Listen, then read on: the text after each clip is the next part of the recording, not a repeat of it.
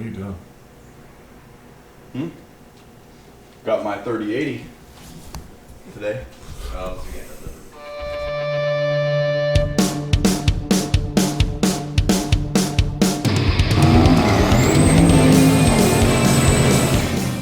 There it goes. Alright, so got an 1/8" plate here, in here, and then 1¼ tube bent up.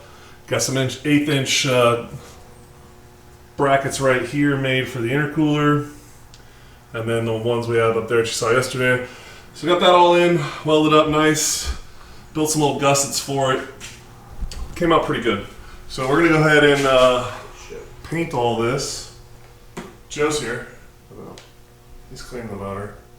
We're gonna clean that up too. So I'm gonna go ahead and paint all this, get it all cleaned up and looking nice, and then we'll throw the intercooler back in, make sure everything fits good, and go from there. We might actually put the whole front end back together for the most part. There's some more clearancing I need to do in order for the intercooler piping and whatnot to work, but as far as like fitting the car, it all fits now, it's all strong.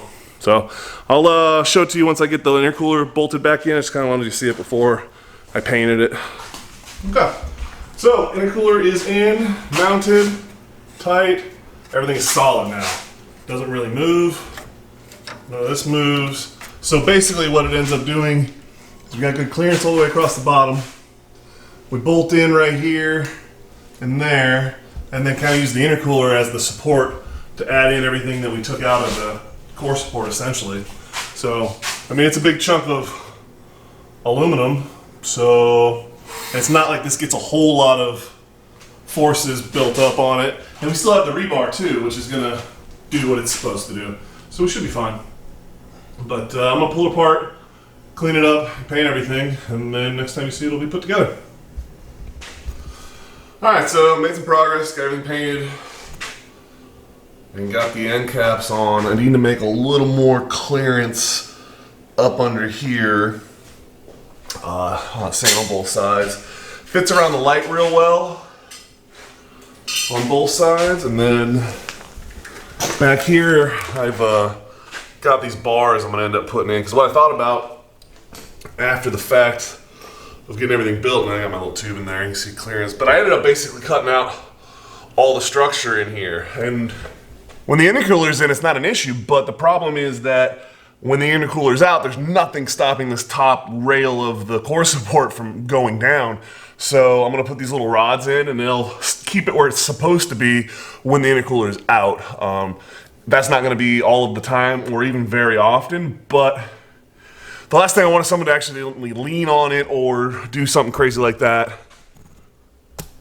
and then it bends this rail down, because there's no structure between basically out here and here once the intercooler's out. When the intercooler's in, I mean, this thing's strong. It's not going anywhere, but we'll see. So I'm going to go ahead and tack these in. I gotta clean them up, tack these in. It keeps them out of the way enough. I should be able to get my clamps on still here and here underneath, and then the radiator still fits because they actually sit in a way enough that the radiator will still fit in here. So I'm gonna get those tacked in and welded up nice, and then I'll pull this back out and clearance some more up in here, and then I'm actually gonna end up, I believe I'm gonna radius that.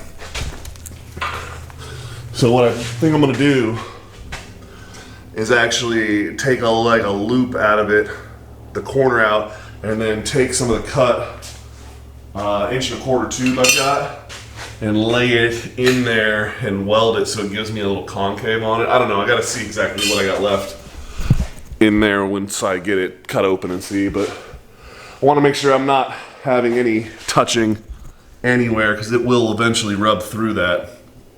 So, like I said, I might have to play with some structure on that. So I will check in with you guys once I figure out what I'm doing there. All right, so got all the clearancing done. As you can see, it's kind of got a little invert going on there. So basically I just cut out this corner and then laid in a piece of 1¼ tubing and welded it all in from both sides, and that gives us a little recess there, which will let us get our tubes up into here. Did the same thing over there. It's not as nice, but just as strong. And then we got our support bars all in, which keep the core support strong enough when the intercooler is not actually installed. So I'm gonna go ahead and get the intercooler back in it and hook up all the tubing, and then I need to modify the bash bar, rebar, whatever, to allow the piping to fit. And then once that all fits, I actually need to go through and do a bunch of metal work because I had to cut a ton out of the rebar in different spots. So I gotta go through and shore that out and make sure everything's still structural for, you know, not so much a crash, because realistically a crash is gonna destroy most of what's going on up on here, but more so for the rigidity of holding it all together and keeping it solid. All right, so got the whole structure all done and painted. It's just sitting up here for now because obviously I gotta put the intercooler back in, but everything came out pretty nice. Got everything clearanced up in here. I added some structure back into this because we took a little out here, so welded some stuff up underneath. Makes this nice and rigid again. It doesn't really move. These extra little bars make all the difference. Pretty sturdy. So I'm pretty stoked with how this all came out. Looks good. So that's pretty much going to wrap it up on the old intercooler. I mean, realistically, as you can see, this is a much larger intercooler than what is designed to go in here. Normally, they are shorter and they sit in this area right here. But so yeah, that's gonna get us on down the road with that. We gotta get the engine back in and get the turbo set up and figure out what we're doing for all of that. All right, so I got the motor cleaned up quite a bit, so it doesn't look nearly as nasty as it did. We've got the flywheel bolted up all nice, and yeah, about ready to put the oil pan on for the last time. I've got that new gasket right there, so we're gonna get the oil pan cleaned up a little bit because it's a little nasty over there in the corner, and get that thrown on here. And then from there, we're gonna mate it back up to the tranny, which we also cleaned up. And you see that looks pretty decent now. Got the new dipstick on there, so that works good now.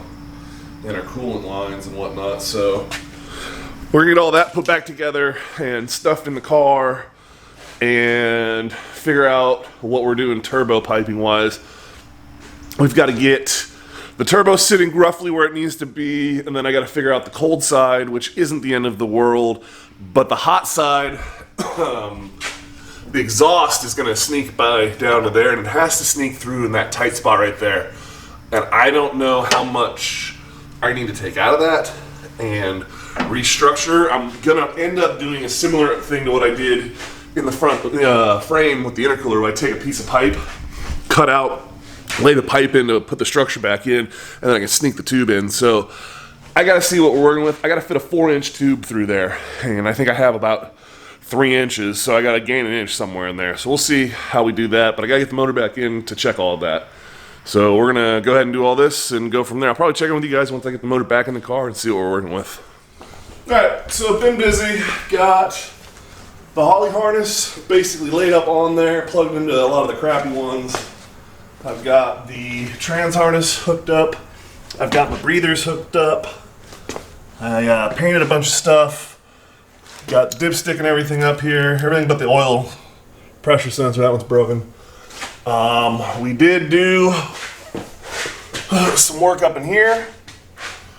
As you can see, we took this out, and I actually didn't get into the frame at all. It was just into this like gusset piece. So I took that out and put a thicker piece in and welded it all in here. I mean, it looks like hammered ass, and that's because I did hammer the shit out of it to give us all the room, because this is where I'm gonna sneak that 4-inch pipe down. And I'm gonna do a 4-inch cutout here, somewhere in this area, trying not to blow right on the starter. And then the rest will go snake down into a 3-inch and then back. And this way, when it's time to party, I can do that. We'll see if that's gonna work. But that's the plan as of now. You know how plans are around here. But so yeah, right now I'm gonna drop this thing on Hopefully I got enough clearance to get the trans up in there with that plug on. If I don't, I'm gonna end up having to cut a hole in the floor to hook it up afterwards. I should be able to do it though, it's just gonna be a little tricky. I kinda gotta shimmy it around to get it to fit up in there, but we'll see. Worst case scenario, I'll disconnect it and then I'll just have to do some window clearancing or something along those lines to get it to work. But yeah, I'm gonna drop the car on it, hopefully for the last time for a while in this garage, maybe, and go from there. So I'll pick you guys back up once I get it all up and installed again. So yeah, make sure you guys hit that like and subscribe button.